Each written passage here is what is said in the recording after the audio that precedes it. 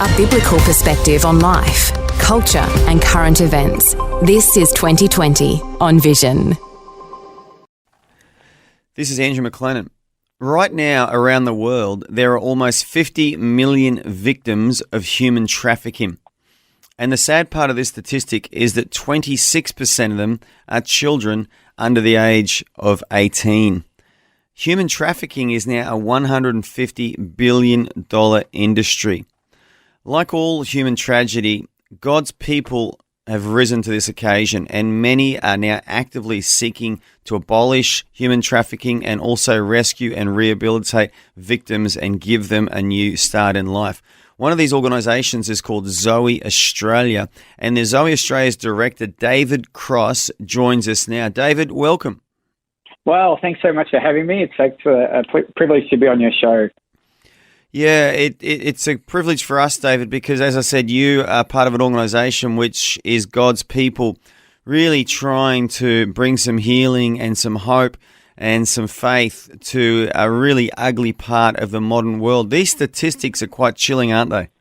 Yeah, they are, and it's as someone who's been working in this area for 12, 14, 15 years now, it's kind of disempowering. You know, it's sometimes when you look at statistics like 50 million and a quarter of those being children, you can just switch off. But we just have to always remember that God cares about every single one. And so every single person matters to God.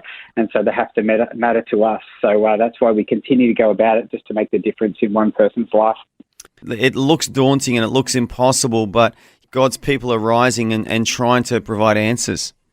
Absolutely, and I think that's the part, and that's what all of us have to consider, is not just to look at this big number. It's this absolute, God wants to work, and there's examples all through the Bible how God sees issues, and this is what he did in Moses' time. He heard the groans of people in slavery, and God could have done anything. He could have just clicked his fingers and sorted it out right there, but then you look at it, and it says, and he heard their cries, and their groans went up to God, and how did God respond? He sent someone. He called Moses, and Moses was the first man to abolish slavery in the Bible. Yeah, and you obviously believe that Zoe International is part of God's answer. I suppose for an Australian listening today, you know, we hear these stats, almost 50 million people, that's almost double our population. And maybe the average Aussie does feel a little bit disconnected from those stats and from the reality of human trafficking. How can you bring it home for our listeners today? Yeah, absolutely. And I think that's one of the things. I think when it comes to this issue of trafficking and modern slavery, it affects every single country in the world, including Australia. And so, you know, we're connected to modern slavery through the things that we buy, the products that we consume here. We don't like to think about that when we're getting things at the supermarket and we're buying things off our shelves, that these products we're buying could be connected to modern slavery. So slavery is actually a lot closer than we think. Okay, but when you say products we buy, give me some examples of things that we buy that are the result of slavery.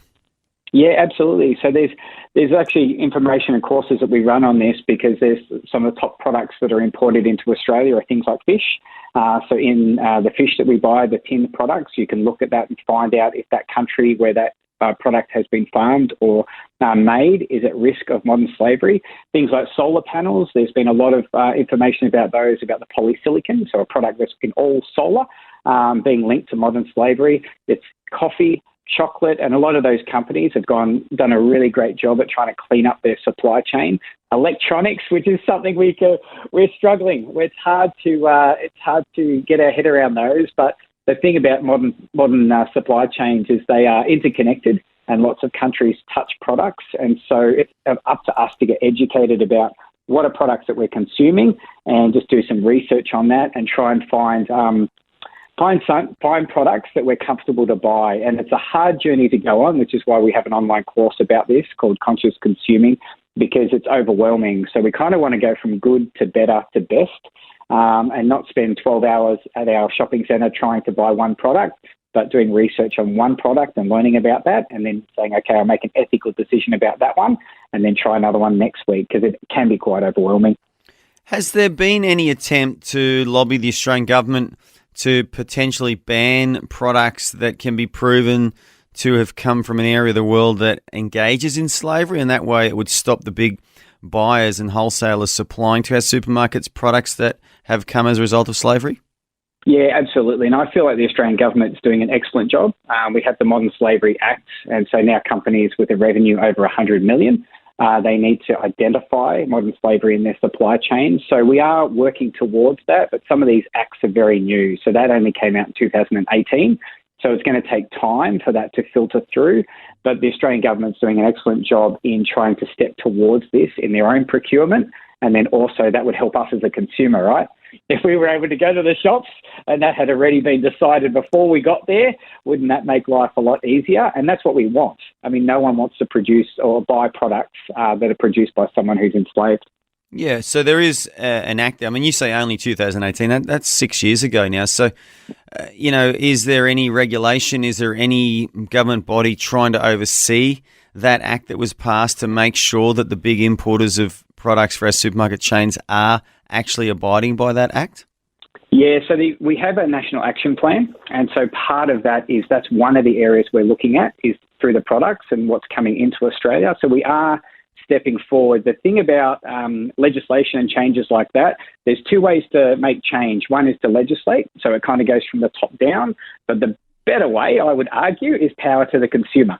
And so as a consumer, companies want to sell you and I products, and as we learn and we demand companies to produce things ethically, it creates this beautiful squeeze. As us as a consumer want products that are produced ethically, and the government legislates, and those two things come together, and that's how we can actually make long-term change rather than just through legislation. But legislation is 100% important. Okay, let's talk about Zoe Foundation Australia. Can you tell me about the mission and aims of Zoe Australia? Absolutely. So our mission at Zoe is to reach every person and to rescue every child. So Zoe's been going since 2002 and our Australian arms since 2011. And so we work in the key areas of prevention, rescue, which is alongside law enforcement, and restoration. And so we're specifically looking at how do we address the issue of modern slavery within Australia. So this, they would say that on any given day in 2021, that 41,000 people were living in modern slavery in Australia. So 41,000 people. Give me some examples of that. What does that look like? What? Absolutely. So the Australian government would say that this is an issue that's hidden in plain sight, and they think that for every one victim that's detected, that there's 4 others that are not. So only 1 in 5 is detected in this country. So currently there's a key focus and on issues such as forced marriage and then also in labour. But our particular focus at Zoe is focusing on children. And so what we're looking to do is try and identify domestic trafficking or domestic slavery. So these are children within Australia who are used like a product and who a third party or someone else is using them for the purpose of exploitation. Wow. And there's 41,000 people, Correct. Or maybe even more by now, trapped in that. So that's an awful statistic, isn't it? It is, and this is the trouble. And this is why I'm thankful to you and giving time for today, because every year we're seeing the AFP reports come in, and they're getting more reports every year. So 2 years ago, there was 294 reports for the AFP.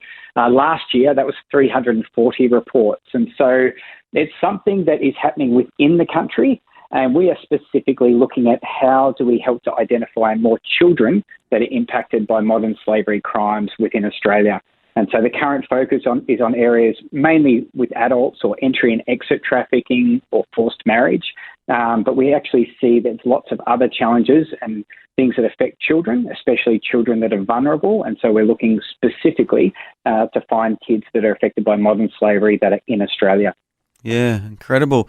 David, what led you into this line of work? What's your background? Yeah, it's a great question. So I grew up in Australia, went into business when I finished school, but my heartbeat, my passion was always, my family's passion was to always help children. So we started doing foster care here in Australia. We helped run kids camps for kids that had experienced trauma. But then we heard about this thing called child trafficking. And life was just never the same. I remember putting my kids to bed one night and thinking, oh my goodness, what would I do as a dad if a child was in this situation? And so I heard about this organisation called Zoe who was doing work And so in 2010, our family moved to northern Thailand. And so I moved over there with my wife and our 3 children. And we spent the next 11 and a half years working with our team in Thailand to try and, identify children, work alongside law enforcement. So we always work with law enforcement to rescue children. And then our main part in that was helping to support children and families as they were healing from their trauma. Amazing. And what sort of positive outcomes did you see in those 11 years in Thailand? Oh, yeah, it's unbelievable to see healing and restoration. I remember having a meeting one day and the qualified person said to me, mate, this child will never get better. The trauma that they've experienced means that they'll never heal. They'll never be able to learn or go to school because the effects of trauma on their brain was just so significant. We've helped children who have been abused and sexually exploited in ways that I could never even imagine or would care to go into details like this on the radio. But I've just seen kids heal. I've seen that when kids have come and been part of an environment where they're loved and they're protected and they're cared for, the first day they arrive, they've got nothing. Clothes on their back, and they'll go, and we've got a little place that they can choose a teddy bear to cuddle, and they take that teddy bear and they're like, is this mine? And we're like, yeah, you can. Do I get to keep it? And it's the first time they've even owned something. The first time a child has a meal and some of them will up the food because they're not sure if that meal will ever come again, or other kids won't touch it because they feel like, well, if I do that, does that mean I have to do something for you? But over time, as kids start to heal and relax and learn, all of this creativity, all of their God-given potential starts to come out. Kids that have never touched a guitar before and end up being incredible guitarists. Kids that they said will never, ever be able to learn at school, graduate. Kids that go on to have a job and people say, well, they won't be able to do that because their trauma is so great. Well, I've seen them get a job. They've held down a job. I've been to kids' weddings. I've held their children after they've got married and held their babies. And I've just seen healing and restoration come in the lives of children. And these are some of the kids that have experienced things that are just too hard to even fathom. But God is good, and He's the healer, and He's the one that uses people's lives to support them, to help them walk through their journey. And restoration work, it is not easy. It doesn't happen in 5 minutes. It's a long journey that go for many, many, many years into adulthood where we continue to support children on their healing and transformational journey. Yeah, well, it's great to hear your passion and obviously that you're a Bible-based person and also working for a Bible-based organisation. I just want to let our listeners know that your website is gozoe.org.au. That's gozoe.org.au. If you want to get involved in Zoe, support Zoe, pray for Zoe, get regular updates about Zoe, maybe even support Zoe financially, that's your go-to, gozoe.org.au. David Cross, I want to thank you so much for joining us today and sharing a little bit of the story of Zoe Australia. Thank you so much, and I appreciate everyone. We've all got different things that God calls us to do, so we're not just trying to build our organisation, but it just is going to take a whole community of people, and the work that people do in their communities, caring for vulnerable children, work that they do in churches to try and nurture and help the rest and the emerging generations is so important. So lots of great info on the site. We've got free courses, free curriculum for schools. We speak at schools all over Australia. So if you want to learn more, get in contact with us and we can have a speaker come to your school. And we offer in-person courses all around Australia so people can unpack this a little bit more and learn about this really important topic. Thanks, David. Thank you so much. Thanks for taking time to listen to this audio on demand from Vision Christian Media. To find out more about us, go to vision.org.au.